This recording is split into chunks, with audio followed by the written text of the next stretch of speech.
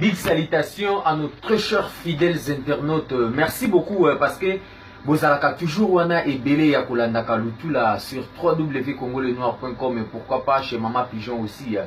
Merci beaucoup parce que la confiance vous avez toujours ya kozwaka tant na bino bovanda bolandaka émission news originale avec lutula. Message nanga poko lelo ezali lisolo ona ko beta et ko sala pasi mingi na batu et ko sala pe lokola liteya na bato o bakoyoka yango. Message nanga poko ya lelo. Message nanga eza nini? Eloko penda ba papa na biso ba banda koloba na biso, ba mama na biso, ba koko na biso. Bazalaka toujours koloba na biso. Bazaka koloba ke ndoki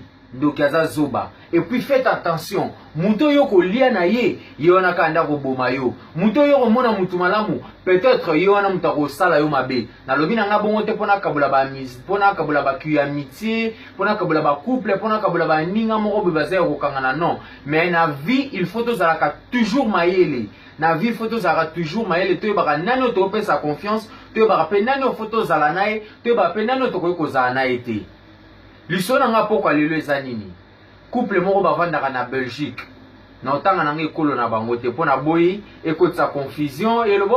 lutula lingaka ekolo songolo te lutula lingaka ekolo songolo te. Couple na bavandaka na Belgique basali ta ebele bana bakenda na poto na Belgique. Bavandaka kuna mobali mobali kaka ndenge ezalaka nzamba sungi akomi kozomwa quelque chose mbongo ekoyi komona nango azwi mbongo atindela petit frère na ye na Kinshasa abi petit frère somba lopango petit frère asombi lopango na Afrique mbala moko abengi grand frère non grand frère asombi déjà lopango koto ba moko mwasi pe alobi non mobali nanga lokola eza idée abie bas lopango se monani na moni to sala effort to tonga ngo penda yobi bandeko bozo tala ngai boyebi passe eza pe na poto po passe eza partout passe eza monde entier na mbongo apasi babandi kotindela leki ya mobali wana mbongo ndeko na ya mobali mbongo po atonga ndako na kini babandi kotinda mbongo babandi kotinda mbongo azosala pena musala kuna papa musala pe silaka te esili ndako pe tongami makambo nyonso musala esami kitoko atindi bafoto atindi bavideo na ndeko na Belgique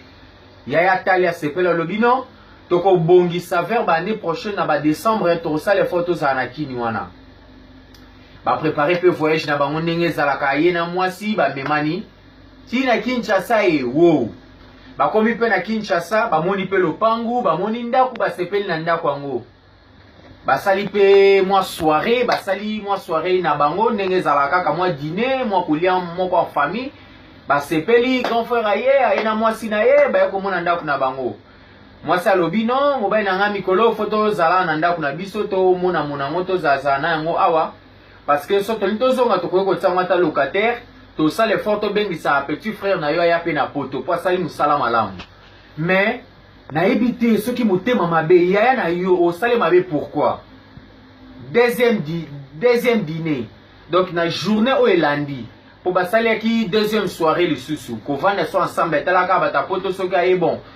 azana amour wana ya bandeko na tika kala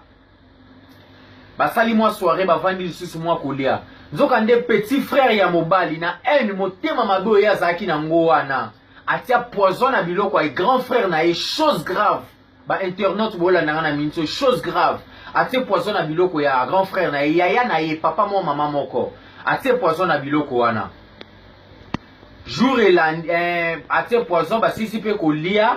kosisa basisi kolia bapanzani peti mwasi na mobali bazongani na ndako chose grave ndenge ezalaka kaka baki ekobetela bango porte na tongo bazolamuka te babetela bango porte na tongo bazolamuka te donc poison esuka eka na biloko ya te donc abebisaki biloko ya bango mibale mwasi na mobali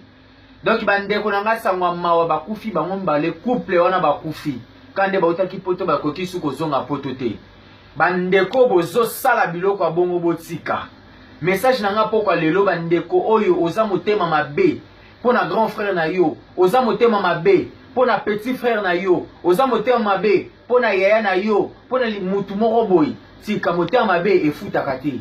motema mabe en tout cas efutaka te parce que motema mabe a progressera te motema mabe asala keloko te yo so zalaka na ba en ya batu kaka bato yo zo inaka kaka bato yo zo lobaka ba mabe na bango ba kopambwama yo bando kitaka toujours na se donc eza bon na vie foto ba toujours ko sala ba malamu tala ndeko wana asalaki bolamu mais a bénéficier ne loko takufi pona mbongo na yemoko pona ndaku na yemoko. Voilà l'Afrique. Yo bande ko biba kami na poto ba posa to yana ba kini za depo azomona bon na lobi na ndenga mabete mais azomona akoya réalité ni okuta nango makamni na oya ko mwana sima.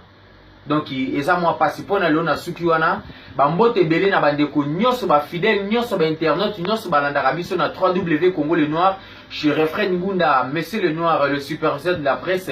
Bambote belé na maman Émilie, bambote belé le sous na mon oncle Koloma Solo motema ya maman Henriette Mbombo, bambote belé sous na mon ami Don Miguel Ikimba Paulo, bambote belé na maman Eugénie Lutula, nazo zela kaka caméra ndengolobaki nazo zela mwa matose osala nga bien, bambote belé na couple ya makasi na kati ya Suisse Richard Mozion avec sa femme Boa Vida Fashion la policière, pourquoi pas aussi na DJ Daddy Forme Fimbu na Fimbu Bobby garçon suisse. Solo musique na kata Suisse. Merci beaucoup bana Luanda, bana monde entier bozaki belé. Merci beaucoup.